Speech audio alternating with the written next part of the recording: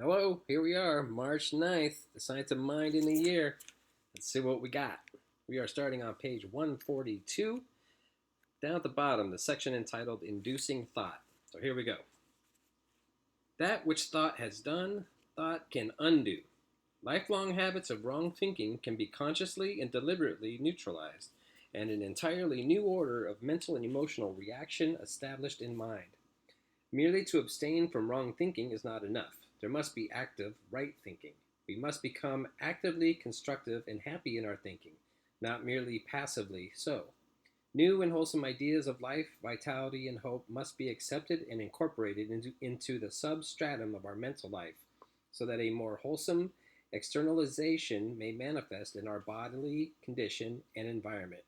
Since we must all begin right where we are, most of us will be compelled to begin our healing work with a mechanical process. We should take the highest thought we have and attempt to enlarge on this consciousness until it embraces a more vital concept of reality. Consciousness, in this sense, means an inner embodiment of ideas. If one wishes to demonstrate prosperity, they must first have a consciousness of prosperity. If they wish for health, they must embody the idea of health. This is more than faith, it is the knowledge that we are dealing with law. While a certain consciousness may be mechanically induced, of course, the more spontaneity put into the mechanical word, the more power the word must have. The next section is titled Choosing Thought. We cannot live a choiceless life. Every day, every moment, every second, there is a choice. If it were not so, we would not be individuals.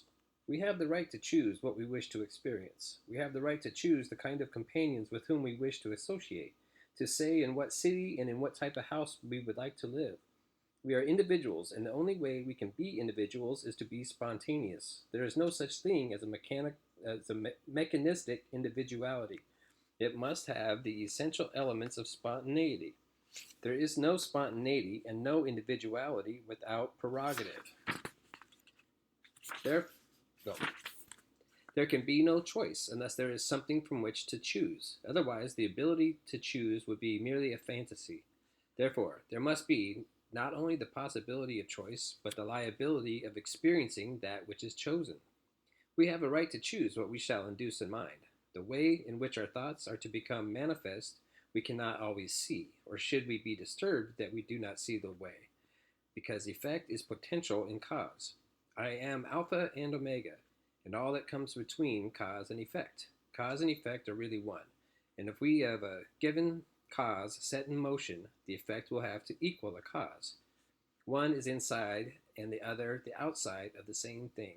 A certain specific intelligent idea in mind will produce a certain specific concrete manifestation equal to itself.